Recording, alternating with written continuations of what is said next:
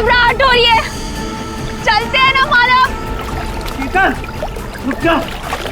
पैसे वाला बैग इसी झील में गिरा हुआ है, हम लोग माला माल हो जाएंगे। मानव, जितने पैसे मिले उतने काफी है ना। प्लीज यहाँ से चलो, इतना लालच सही नहीं है। 5 मिनट रुक जा।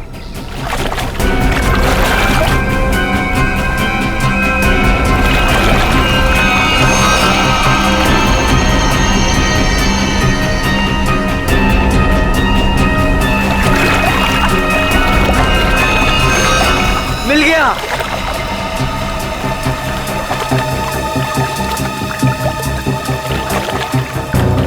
मानव, मुझे ना बहुत घबराहट हो रही है।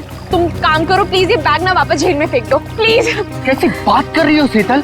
अरे ऊपर मारा छप्पर फाड़ कर दे रहा है। ले लो दोनों हाथों से। लो, पकड़ो इसे, पकड़ो इसे, खोलते हैं।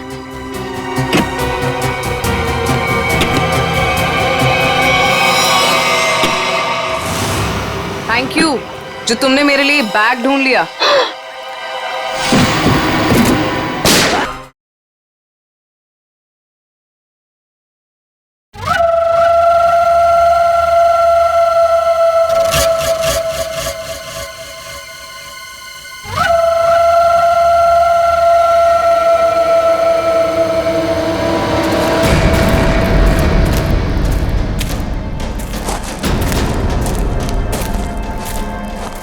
शीतल, शीतल, ओह। नहीं मानव, अब नहीं चला जा रहा मुझे बस।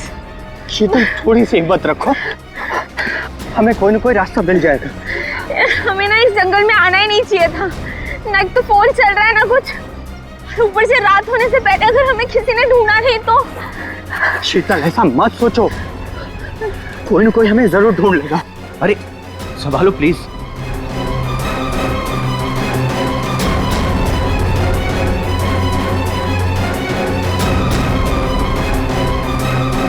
शीतल, शीतल, झील।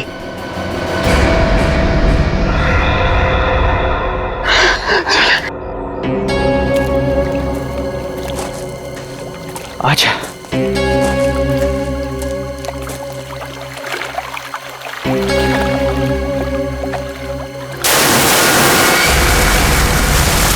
आवाज कैसी है?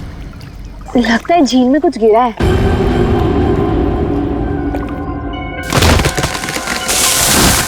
ये दूसरी आवाज कैसी है? ओह माय गॉड, इतने सारे पैसे। मानव, ये सारे तो 1000 रुपए के नोट है।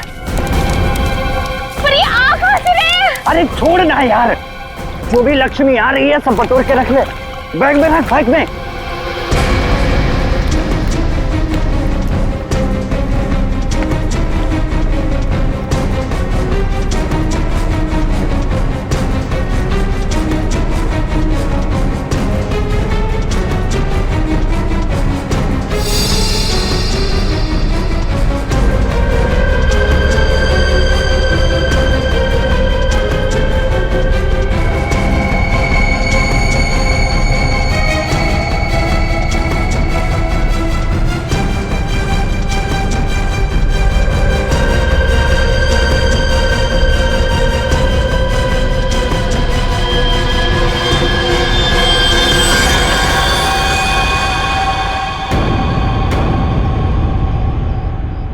खून।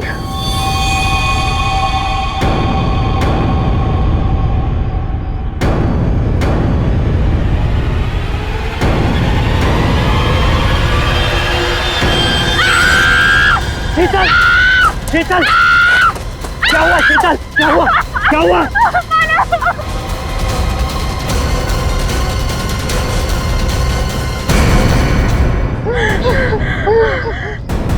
मानव, ये हमें गोली मार देगा। तुम दोनों मानव शीतल हो? तुम हमारा नाम कैसे जानते हो? मैं फॉरेस्ट ऑफिसर हूँ। तुम दोनों को ढूंढते हुए मैं यहाँ आया। किसी ने तुम दोनों के इस जंगल में गुम हो जाने की रिपोर्ट लिखवाई थी। ये बंदूक? ये ट्रैंक्विलाइजर गन है। रास्ते में अगर जंगली जानवर मिल जाए तो उसको बेहोश करने के लिए इसका इस्तेमाल करते हैं। अभी तुम्हारी चीखने की आवाज सुनी थी मैंने। क्या हुआ? क्या हुआ?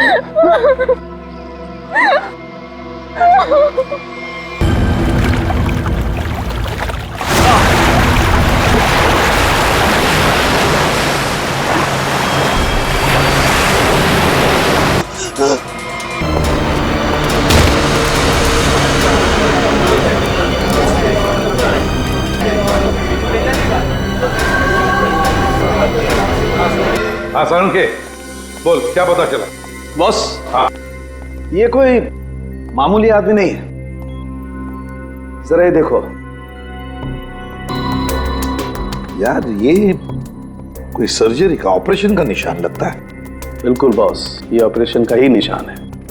ये निशान देख करके मुझे लगा कोई ना कोई चक्कर है, और इसीलिए मैंने इसके चेहरे की अच्छी तरह से एनालिसिस की।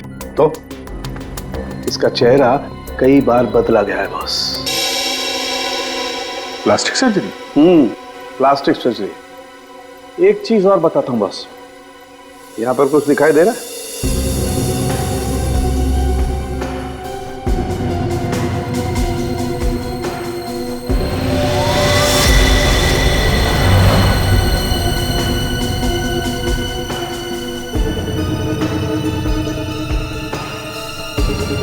सर, ये क्या है? ये तो कोई सिंबल है, कोई निशान है। नस दबाने पर ही दिखता है। इसलिए हमें निशान वहां नहीं दिखा जहां पे लाश मिली थी। बॉस, ये खास तरीके का ट्रांसमीटर है जो इसकी चमड़ी के अंदर छिपा करके लगाया गया है।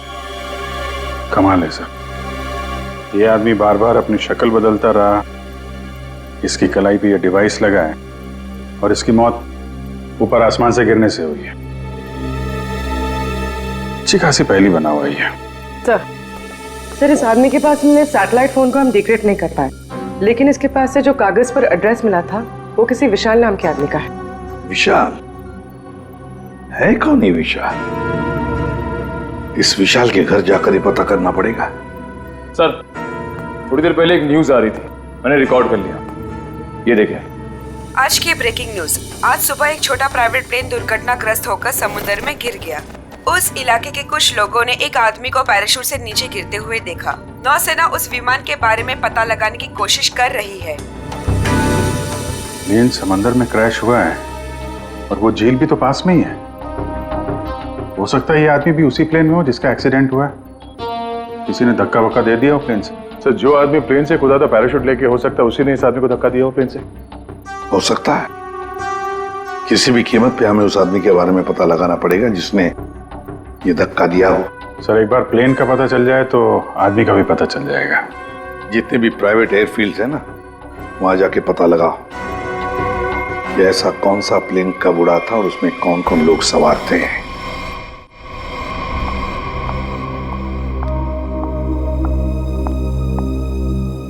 पेशेंट की तबीयत कैसी है अब? सर्जरी तो अच्छी से हो गई है, पेशेंट रिकवरी में है। ओके, और उनकी फैमिली? इसके वॉलेट से इसकी आईडी मिली थी। पेशेंट का नाम विशाल है।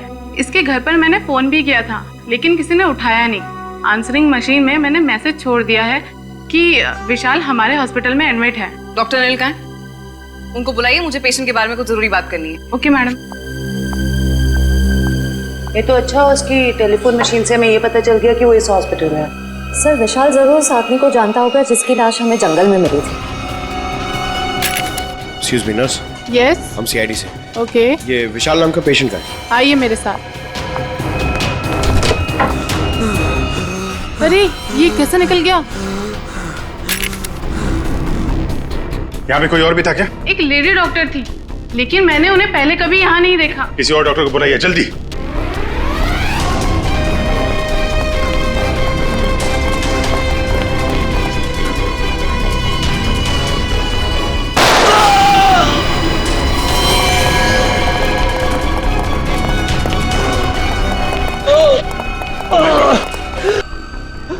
मैंने उसे पकड़ा तो गोली मार के उधर भाग गई।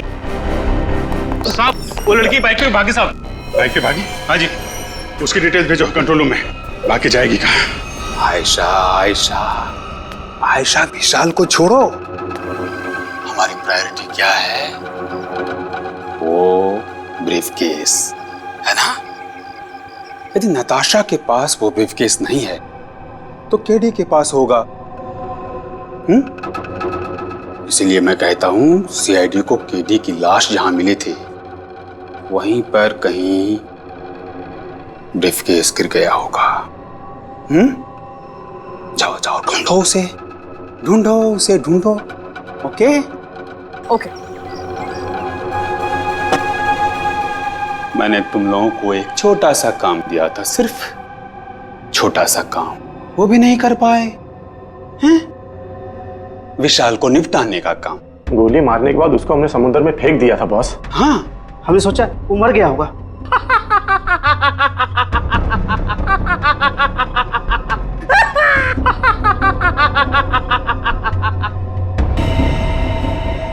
विशाल, जिस आदमी को प्लेन में से फेंका गया था तुम उसे कैसे जानते हो? सर मैं उसे नहीं जानता। सर मेरी मंगेतर नताशा एक इन्वेस्टिगेटिव जर्नलिस्ट है। सर पिछले कुछ सालों से अलग अलग इलाकों से एक ही उम्र की लड़कियां गायब हो रही थी। वो उसी के बारे में इन्वेस्टिगेट कर रही थी। सर उसको पता चला था कि कोई चाकू टाकू गैंग है जो इसके पीछे इन्वॉल्व है। चाकू टाकू? सर ये गैंग बहुत चुपकर चलाया जा रहा था, इसके बारे में किसी को कुछ नहीं पता था। ओह, तो उस आदमी की कलाई पे जो निशान था सर, वो शायद इसी गैंग की पहचान है। फिर सर कुछ दिन पहले मैंने देखा कि नताशा बहुत खुश नजर आ रही है, तो मैंने उससे पूछा उसकी वजह क्या है। उसने मुझे बताया कि उसके हाथ बहुत जल्द कोई तगड़ा सबूत लगने वाला है। कैसा सबूत? सर वो तो मैं नहीं जानता सर, लेकिन कल उसका मैसेज आया कि कोई उसका बैग है जो घर पे रह गया है और मैं उस तक पहुंचा दूं। तो सर जब मैं वो बैग लेके उसका इंतजार कर रहा था तब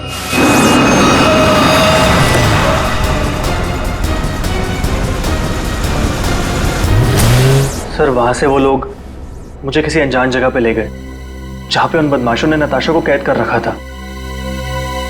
कौन थे वो लोग? सर मैं नहीं जानता सर। सर मेरी आंखों पे तो पट्टी बंधी हुई थी, मैं सिर्फ नताशा की आवाज सुन सकता था। वो सर अपनी जान की भीख मांग रही थी उनसे। तो उन्होंने तुमसे बैग छीन लिया, उसके बाद क्या हुआ? सर वो जो कुछ भी ढूंढ रहे थे वो उनको उस बैग में नहीं मिला। तुम उनसे बचकर कैसे निकले? सर उन लोगों ने मुझ पर गोली चलाई और मुझे समुद्र में फेंक दिया। सर मैं किसी तरह बच गया और तैरकर किनारे तक पहुंच गया, लेकिन वहां भी उन लोगों ने मुझे मारने की कोशिश की। अभिजीत, दया, वो आदमी जो प्लेन में से फेंका गया था वो इन्हीं के गैंग का था। उसके कलाई पर वो निशान भी तो था।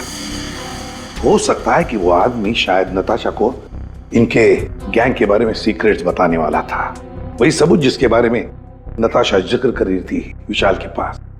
और शायद इसीलिए उसे प्लेन में से फेंक दिया इन लोगों ने और फिर नताशा की जान के पीछे पड़े। क्या हुआ विशाल? विशाल, तुमने फोन पर बताया कि मेरी नताशा को कुछ हो गया? हाँ आंटी, बदमाशों ने नताशा को किडनैप कर लिया। क्या? हाँ, पता नहीं वो भी जिंदा भी हो गया। मैं तुमको मना करती रही ना, फिर भी तुमने मेरी बच्ची को फंसा दिया इन सब में। प्लीज प्लीज सर, मेरी बच्ची को बचा लीजिए सर। मेरे पति भी एक पुलिस ऑफिसर थे और सर उन्होंने जिंदगी अपने देश के लिए कुर्बान कर दी। मैं अपना पति खो चुकी हूँ। इस चाकू डाकू गैंग तक पहुंचने के लिए हमें पहले वहां पहुंचना होगा जहां पर विशाल और नताशा को बंदी बना के रखा था।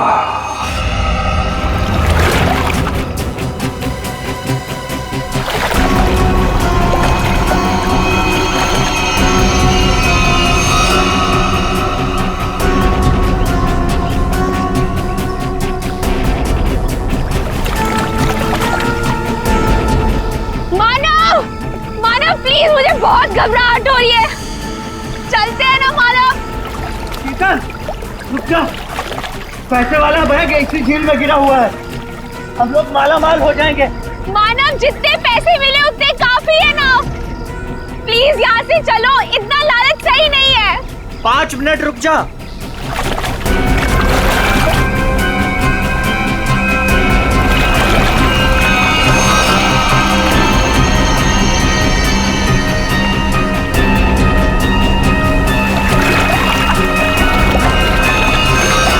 मिल गया।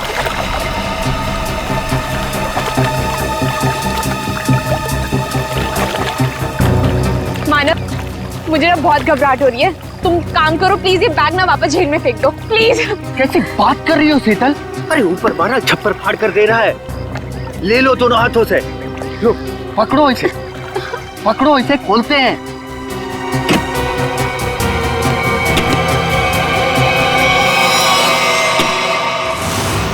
थैंक यू जो तुमने मेरे लिए बैग ढूंढ लिया।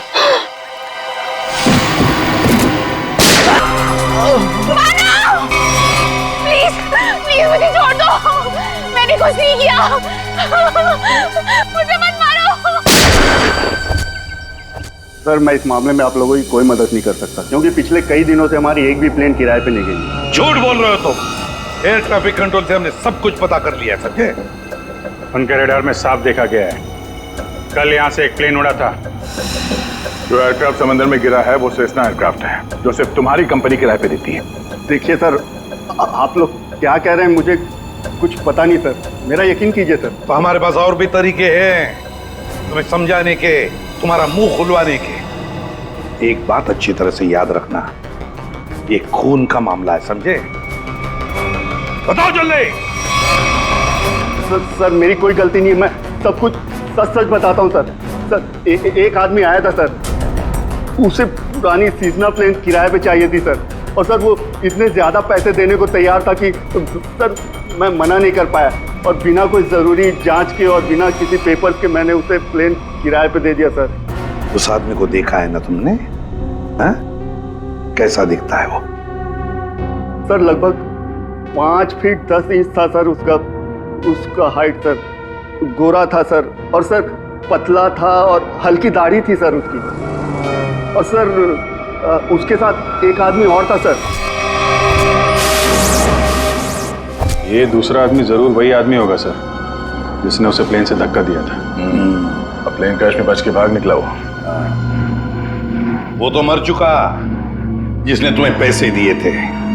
वो दूसरा आदमी है ना, उसका स्केच बनवाओ हमारे लिए।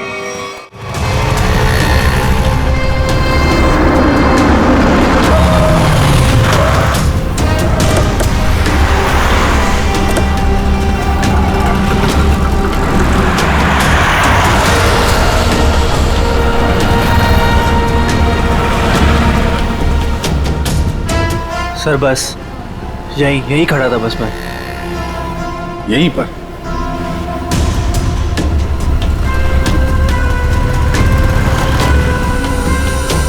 देखो ईशा, अपने दिमाग पर जोर डालो और याद करने की कोशिश करो क्या हुआ था तुम्हारे साथ। ये वही एक तरीका है नताशा तक पहुंचने का। सर मेरा आंखों में पट्टी बंधी हुई थी, मुझे बिल्कुल आइडिया नहीं कि वो लोग मुझे कहाँ ले गए थे। ठीक है, गाड़ी में बैठ।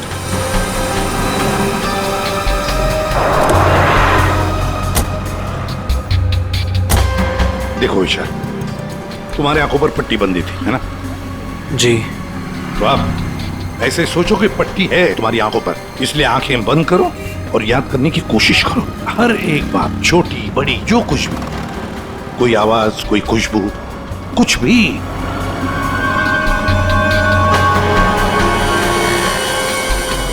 सर याद आया, जब मुझे गाड़ी में बिठाया उसके बाद गाड़ी बहुत देर तक सीधी चल रही थी, गाड़ी कहीं भी नहीं मुड़ी थी।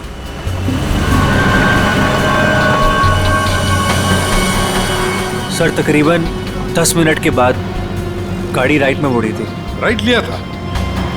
सर यहाँ से थोड़ी दूर जाने के बाद एक राइट टर्न तो है, ले लेते हैं।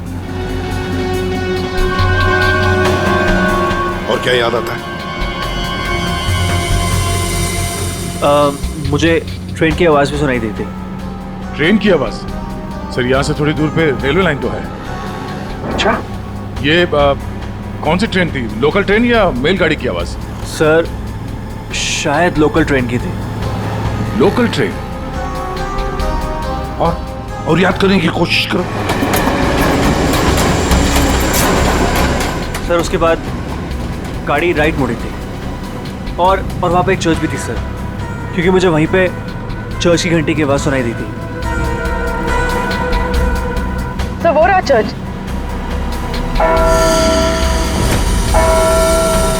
सर उसके बाद गाड़ी ने लेफ्ट टर्न लिया था और थोड़ी देर गाड़ी चल रही थी। अच्छा, कितनी देर तक लगभग? सर ये तो नहीं पता है कितनी देर गाड़ी चल रही थी, लेकिन हाँ जब गाड़ी रुकी तो उस वक्त रेडियो पे एक गाना चल रहा था, बल्ले बल्ले, और 99.9 FM पे सर। पूरी जरा फोन करो रेडियो स्टेशन पे 99.9 पे। सर। और उसके बाद गाड़ी रोक दी गई और मुझे बाहर निकाल के किसी मकान के अंदर ले जाया गया। तुम्हें किडनैप कितने बजे किया गया था? सर मैंने उस वक्त अपनी घड़ी देखी थी, तकरीबन 6:30 बजे थे। Okay thank you sir. गाना 7:15 में चला गया। 7:15 बजे गाना बजा, दया 6:30 बजे इसका किडनैप हुआ, 7 बजे इसने चर्च की बेल सुनी और 7:15 बजे इसने 99.9 FM पर गाना सुना बल्ले बल्ले। तो इसका मतलब है चर्च से लेकर 15 मिनट की दूरी पर वो घर होना चाहिए।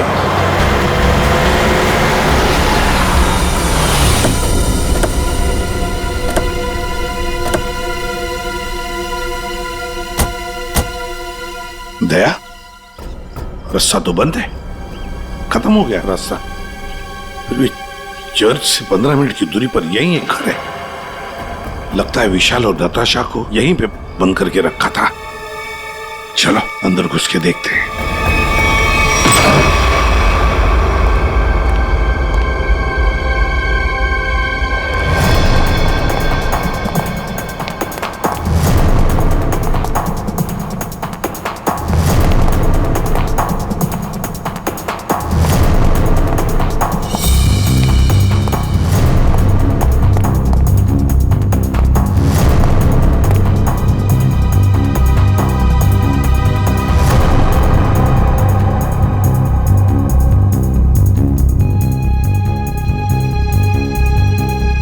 बताओ क्या हुआ था यहाँ पर?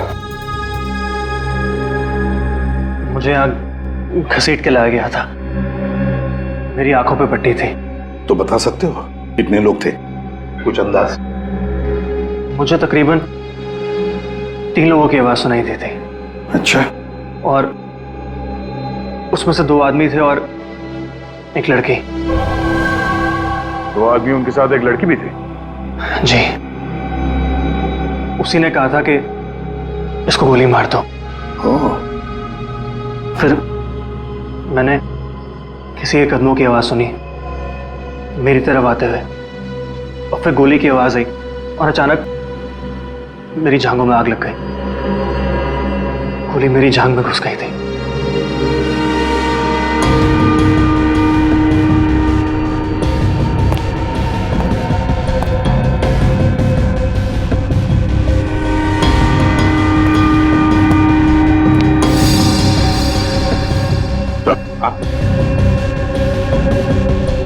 यहाँ पे खून लगा हुआ।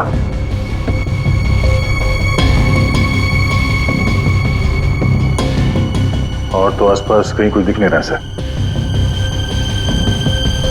विशाल, जब तुम्हें वो यहाँ पे ले आ रहे थे तब सर तो कोई आ रहा है।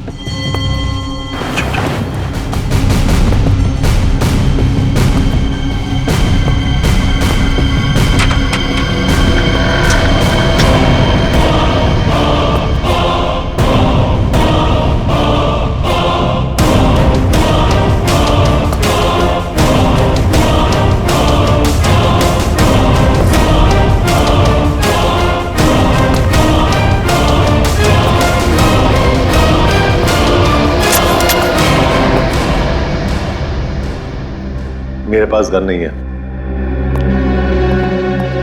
गन नहीं है तो फिर यहां क्या करने आए हो? किसी को ढूंढ रहा हूं।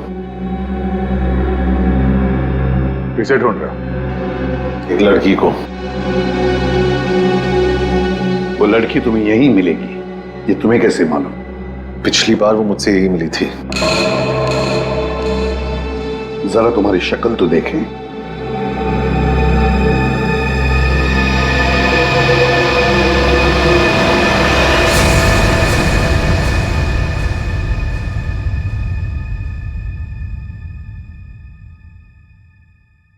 तेरा हाथ दिखा।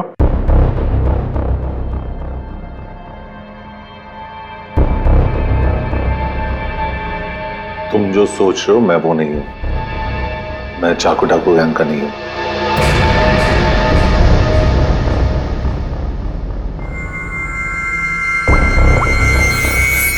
इसे जानते हो? ये तो दीकू लोमड़ी है। जानता है? सुपारी लेता है, खून करता है। इस भिक्कू लोमड़ी ने एक आदमी को प्लेन में से फेंका था नीचे, और वो चाकू डाकू गैंग का आदमी था। वो उसे छोड़ेगा नहीं। मतलब जरूर मारा जाएगा। इस भिक्कू लोमड़ी को देश से भागने के सिवा और कोई चारा नहीं है। और अगर उसे नकली पासपोर्ट बनाना हो तो मुझे मालूम है वो कहां जाएगा।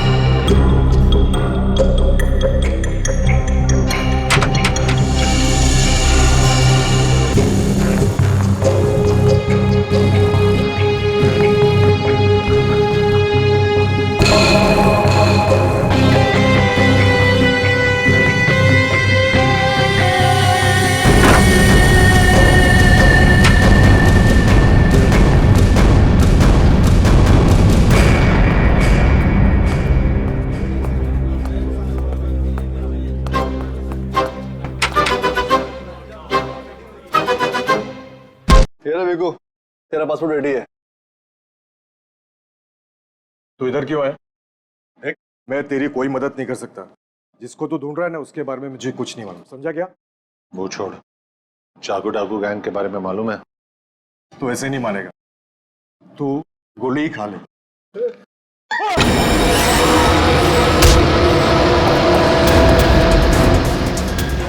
चाकू डाकू वाले तुम लोग की वाट लगा डालेंगे। वाट तो हम लगा देंगे। लोग दिखते नहीं है, पकड़ में नहीं आते। तुम सबके सब मारे जाओगे, सबके सब।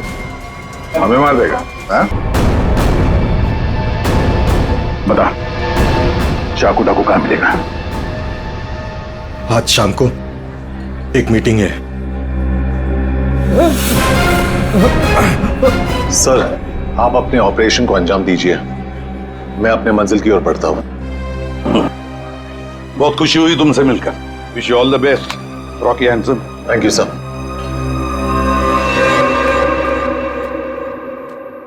बॉस, ब्रीफकेस मिल गया सर। और वो दो लोग जो थे ना, उनको भी खत्म कर दिया मैंने। इस ब्रीफकेस में जो कुछ भी है उसे किसने किसने देखा है? अब सिर्फ मैंने।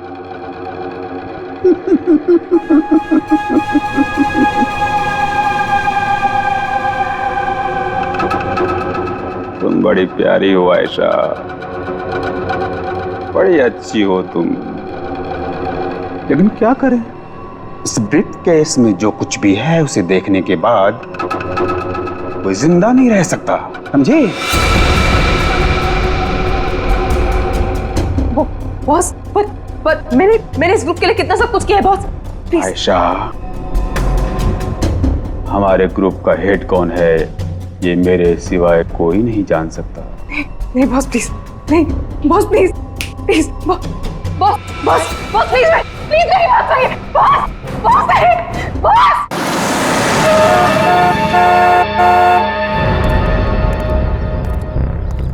अपनी पहचान बताओ। मैं मेंबर नहीं हूं, लेकिन बॉस ने मुझे मीटिंग में बुलाया।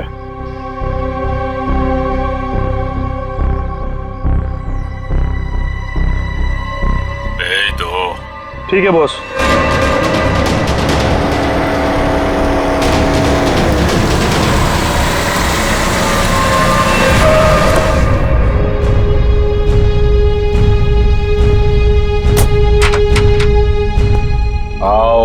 लिखो।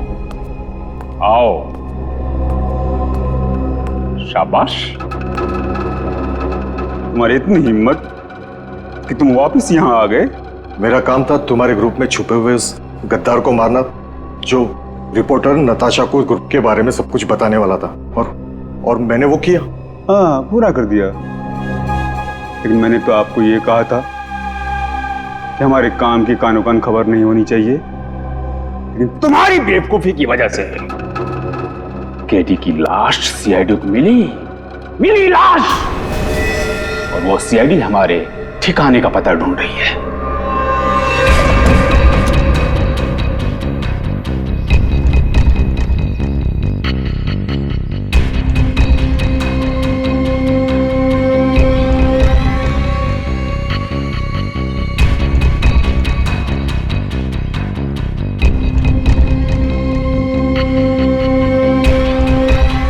मैंने सारा काम चुपचाप ही तो किया था। सबसे पहले मैंने केडी का भरोसा जीता, उसे कहा कि यहां से भागने में मैं उसकी मदद करूंगा। बड़ा ही शातिर खिलाड़ी था केडी तुम्हारी गैंग का।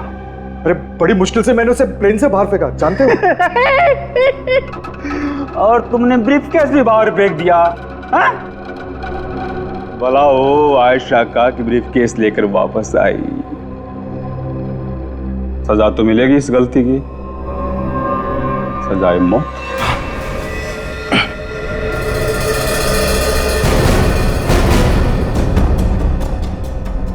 इसका मतलब आप मुझे भी मार डालोगे? हमारे ग्रुप की खासियत है कि हम अपना काम साए में करते हैं, किसी को दिखा के नहीं करते। और तुम्हारी बेवकूफी की वजह से आज पूरी दुनिया को हमारे काम के बारे में, हमारे बारे में पता चल चुका है। तुम्हें सजा तो मिलेगी, सजा है मौत।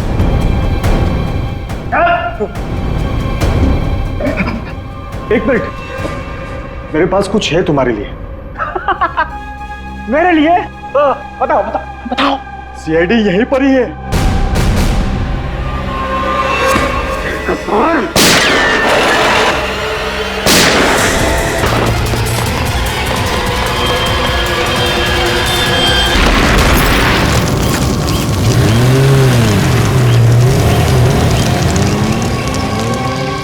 सब कुछ खाक हो गया था। देखो, बताओ हमें, तुम्हारी गैंग का लीडर कौन है? मर जाएंगे।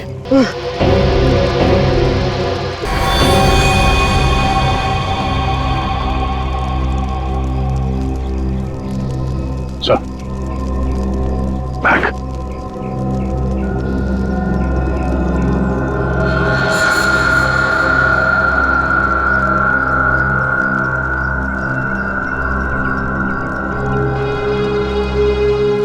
माय गॉड, तो ये है चाकू डाकू गैंग का लीडर। दया, अभिजीत को इन्फॉर्म करो जल्दी।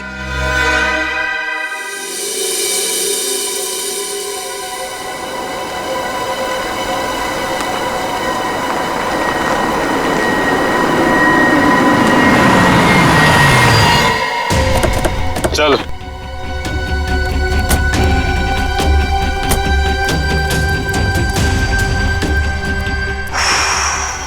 कहाँ आ गए अब क्या करने वाले हो तुम लोग मेरे साथ? क्या करने वाला हूँ? कुछ नहीं करने वाला हूँ। तुम्हें बस उड़ना है तुम्हें इस देश से दूर, जहाँ तुम्हें कोई पहचान ना पाए, कोई ढूंढ ना पाए। ये प्लीज ऐसा मत करो मेरे साथ, मुझे छोड़ दो।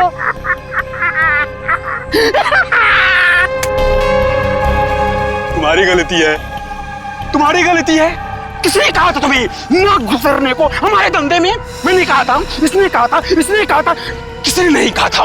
फिर क्यों घुसड़ी अपनी नाक हमारे धंधे में? और हमने तुम्हें मारा नहीं। क्यों नहीं मारा मुझे? इसलिए नहीं मारा तुम्हें कि मुझे छोड़ दो, प्लीज छोड़ दो मुझे, प्लीज।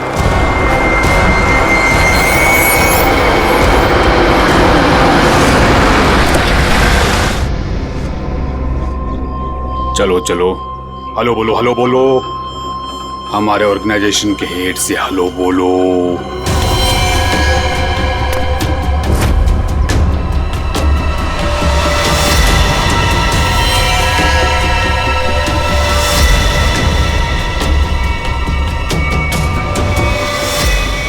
मम्मा, मम्मा आप इस गैंग की हेड है?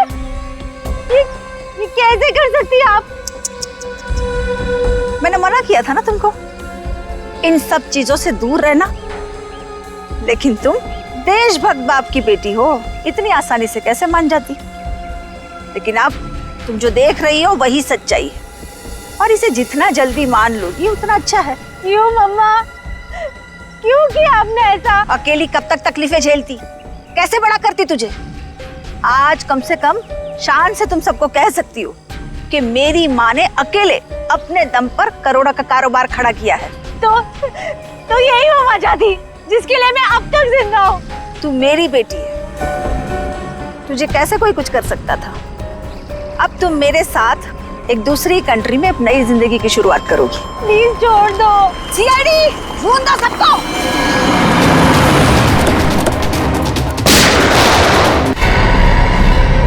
वरना इसे उड़ा दूंगी। ये कुछ नहीं करेगी। चुप रह।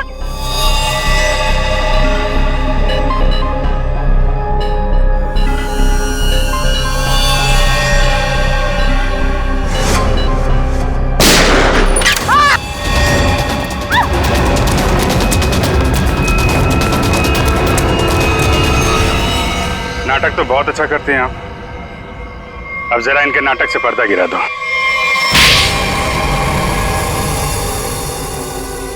अपनी बेटी को किडनैप किया तुमने।